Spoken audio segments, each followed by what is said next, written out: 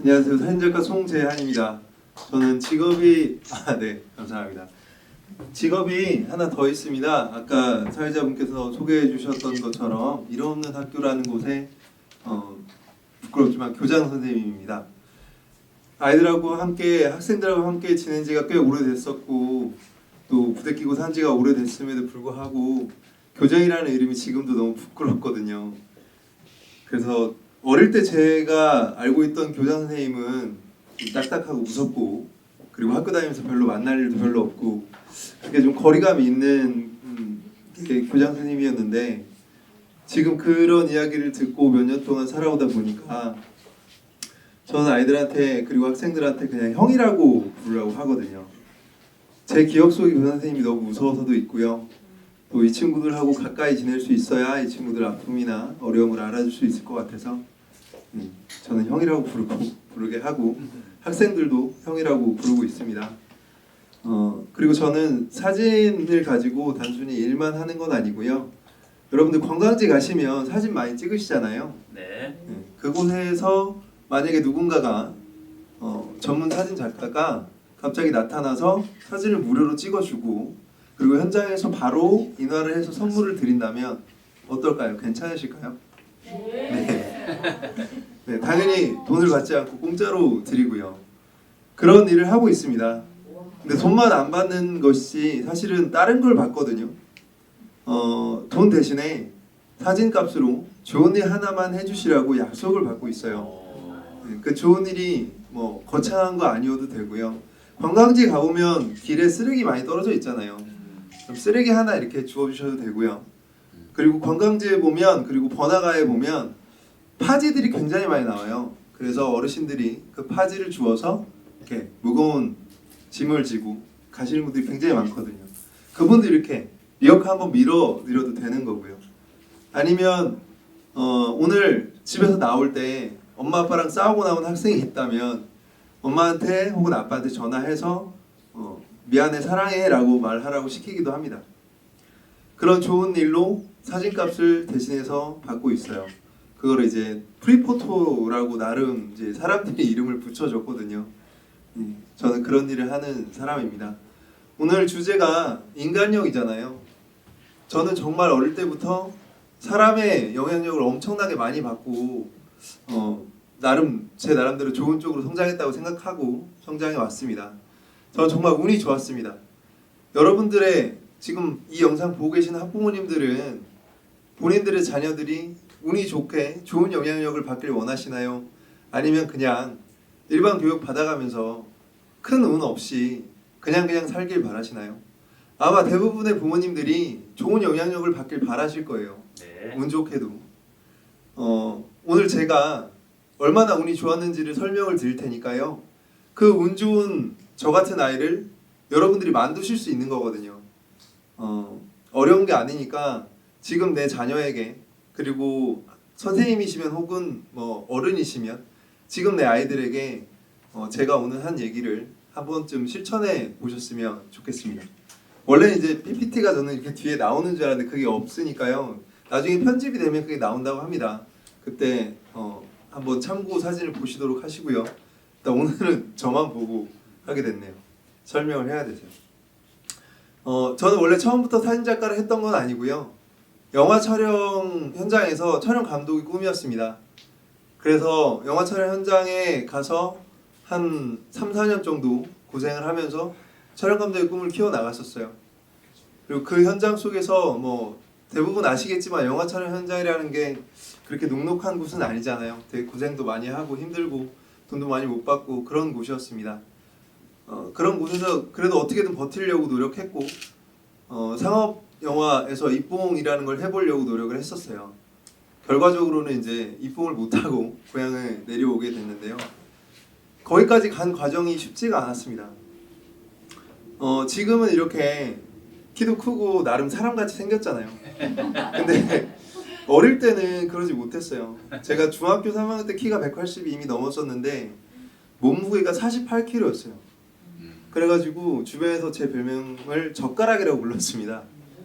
그리고 피부도 하얗고 햇빛도 안 보고 자라고 몸이 너무 약해서 백목이라는 별명도 있었고요. 그리고 머리가 또 너무 나빠가지고 별명이 3분 요리였어요. 왜냐면 뭔 말을 하면 3분 만에 까먹는다고. 그렇게 머리도 안 좋고 신체적인 조건도 좋지가 않았어요. 그랬는데 어릴 때부터 저희 부모님은 저를 감싸고 노시질 않더라고요. 그리고 제가 뭘 하든 반대를 하시질 않았어요. 제가 어릴 때 A4 용지에다가 말도 안 되는 신발 디자인을 하겠다고 연필로 끄적거린 거를 보여드렸더니 제 기억에도 너무 진지하게 그걸 한참을 바라보시면서 이건 어떻고 저건 어떻고를 설명해 주시더라고요. 그래서 너의 디자인이 되게 괜찮아 라는 말을 해주셨어요. 중학교 1학년이 뭘 알았겠어요. 그 말을 알아듣지도 못했죠. 근데 거기서 저는 용기를 얻고 그때 당시에 지방에 없는 디자인 학원을 보내달라고 쫄랐습니다. 집안이 굉장히 가난했어요. 그래서 그런 학원을 보낼 수가 없었죠. 근데 어떻게 해서든 보내주셨어요. 그때 생각하면 참 철이 없었던 것 같아요. 그때 처음으로 디자인 학원이라는 곳을 갔는데 지금은 뭐 맥킨토시 애플 컴퓨터가 되게 흔하잖아요. 근데 그때는 그렇지가 못했어요. 그래서 갔는데 저만 중학생이었고 나머지 다 대학생 언니 오빠들이었던 거죠. 거기서 열심히 디자인을 배우기 시작했습니다. 그러면서 제 주변에 선생님들이 늘어나기 시작했어요. 근데 그 선생님들 중에 아무도 저에게 그 어린 친구가 뭘 알았겠어요. 그 커다란 컴퓨터 앞에 앉아가지고 뭘 잘했겠어요. 근데 그 초라한 결과물을 보고 너무 운 좋게도 그분들이 저를 존중해 주셨어요. 그리고 엄청난 칭찬을 해주셨어요. 제 기억에 단 한 번도 뭐라고 해주셨던 분들이 없어요. 근데 지금 생각은 어떠신가요? 아이들에게 잘못된 부분 혹은 어려운 부분, 이건 좀 내가 볼 때 아닌 것 같아 라는 부분들을 우리는 어떻게 하나요? 지적하고 고쳐놓으려고 합니다. 그런데 사실 아이들은요, 어린 나이에도 알아요. 제가 어렸을 땐 정말 옛날이잖아요. 하물며 지금 아이들은 엄청나게 다 알고 있습니다. 너무 많은 것들을. 그래서 이게 어설픈 줄 알고요, 자기들이 하는 것들이 어른들한테 먹히지 않는다는 것도 알고 있어요. 그런데 칭찬의 힘은 그 아이들에게 무한한 상상력을 주고요, 어린 친구들을 존중함으로써 그 친구들이 어릴 때부터 자발적인 자기 삶을 살기 시작합니다. 하물며 제가 살아왔던 그 90년대에도 그랬는데 지금 2020년에 아이들에게 칭찬을 주면 어떨까요? 이 친구들은 그때보다 더, 제가 어릴 때보다 더 자기 삶을 살아내기 시작할 겁니다.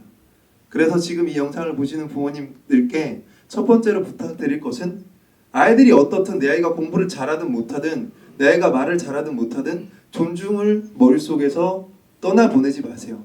아이들을 바라볼 때마다 그 아이들과 학생들과 내 아이를 존중해 주세요.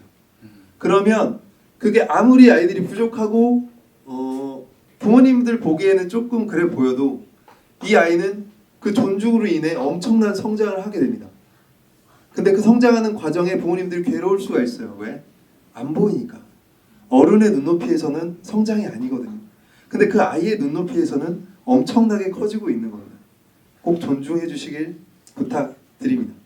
저는 그렇게 존중을 받고 엄청 운 좋게도 주변 선생님들과 부모님들께 존중을 받고 칭찬을 받고 살아왔습니다. 그렇게 성장을 했기 때문에 신체적으로도 좋지 않고 기억력도 나쁘고 머리도 멍청하고 공부도 못했어요. 그럼에도 불구하고 저는 제가 원하는 영화 촬영 일을 도전했고 전혀 어렵지 않게 현장에 가서 일을 했고 인정받기 시작했습니다. 근데 현장에 갔더니 단순히 잘하고 인정받는 거로는 안 되더라고요. 연출도 있어야 되고 그 안에서 뭔가 그분들의 기분도 맞춰줘야 되고 잘 먹지도 못하는 술도 마셔야 되고 그렇습니다. 지금 영상을 보시는 학부모님들의 자녀분들도 사실 이제 몇 년 후라면 저 같은 상황에 직면하게 됩니다. 우리 아이가 내가 보기엔 너무 어린 이 친구가 험난한 세상 속에 나가서 살아야 되는 거죠. 자, 그럼 어떨까요? 학교 다닐 때는 내가 짐을 챙겨주고 내가 가방을 챙겨주고 내가 준비물을 챙겨줄 수는 있어요. 그런데 일단 이 친구가 대학에 가는 순간부터는 어떨까요? 쉽지가 않습니다. 취업을 할 때는 어떨까요? 쉽지가 않아요. 고등학교 3학년 때까지 일단 공부를 하고 대학에 가면 그때 연애해도 되고 대학에 가면 그때 네 마음대로 해도 돼 그때 알바를 해봐. 자, 그러면 19살 때까지 그런 사회 경험이 전혀 없다가 갑자기 20살이 딱 됐어요. 그럼 그때 그 능력이 팍 하고 생겨요? 아니죠. 그럼 여러분들의 자녀는 그 위험한 상황 속에 그냥 덜컥 놓이게 되는 거예요. 제가 아까 처음에 설명했던 이론의 학교라는 저희 학교에 그런 친구들이 너무나 많습니다. 19, 20살이 돼서 이젠 내가 어른이라고 하는데 나는 책임질 수 있는 게 아무것도 없고 지금까지 쌓아왔던 힘이 아무것도 없어요. 오늘의 주제인 그 인간력이라는 게 정말 없는 거죠. 자, 그래서 그 이후에 이 아이들이 어떻게 해야 될지 제가 지금 여러분들을 뭐라고 하는 건 아닙니다. 왜냐하면 부모님 입장에서 그렇게 살 수밖에 없죠. 세상이 너무 험하잖아요. 그리고 경쟁이 너무 심하잖아요. 공부만이 살 것 같고 수능을 잘 봐야 될 것 같고 좋은 대학에 가야만 될 것 같고 그 바늘구멍 안에 들어가야만 내 아이가 살아날 것 같으니까요. 그런데 지금이라도 마음을 돌리셔서 두 번째 제가 부탁드리는 것을 해주셨으면 좋겠습니다. 아이가 중학교든 고등학교든 대학생이든 상관없어요. 제가 부탁드리는 두 번째는 진심 어린 사과입니다. 갑자기 생뚱맞게 무슨 사과냐고요. 우리가 어른들이 살아왔던 세상은 지금 아이들이 살아갈 세상하고 너무 다르잖아요. 그런데 그 다른 세상을 준비하기 위해서는 어른들이 살아왔던 세상을 먼저 인정하는 게 필요하더라고요. 그리고 그걸 인정하기 위해서는 지금까지 우리가 너희들의 눈높이에 맞추지 못했다라고 미안해. 내가 이젠 너희들을 위해서 눈높이를 좀 맞춰볼게. 그러니 날 좀 도와주고 우리 같이 해보자라고 진심으로 인정하고 아이들에게 진심으로 사과해야 되더라고요. 저도 잘 몰랐습니다. 이런 학교를 시작하기 전까지도 몰랐고요. 사실 지금도 잘 몰라요. 알려고 노력하는 거죠, 아이들에게. 진심으로 아이들 마음속에 들어가기 위해서는 먼저 어른인 부족한 나를 인정해야 됩니다. 그 인정을 두 번째로 가지시길 부탁드리겠습니다. 자, 그렇게 대학생이 되고 저도 이제 영화 일을 하고 사회 일을 해 나가면서 여러 가지 일을 했겠죠. 그리고 현장에서 만났던 분들이 또 운 좋게도 모두가 저를 다 인정해 주셨고 그리고 저에게 엄청 솔직하게 다가와 주셨어요. 그래서 저는 그 현장에서 전혀 어렵지 않게 너무 운이 좋았던 거죠. 아까 처음에도 말씀드렸다시피 뭐라고요? 제가 현장에 있었을 때 저에게 운 좋게 인정해주고 사과하고 존중해준 분이 누구라고요? 그 사람들 어른이잖아요. 그렇죠? 여러분들 주변에 누가 있어요? 이제 갓 사회생활을 시작한 우리의 자녀들이 있습니다. 그럼 그 친구들을 운 좋게 만들 수 있는 사람 누군가요? 네, 여러분들이에요. 그렇습니다. 내 자녀가 아니더라도 상관없어요. 내 직장 혹은 내가 뭐 어디 놀러 갔을 때든 사람을 대할 때도 마찬가지입니다. 운 좋게 만들어줄 수 있는 분은 여러분들이세요.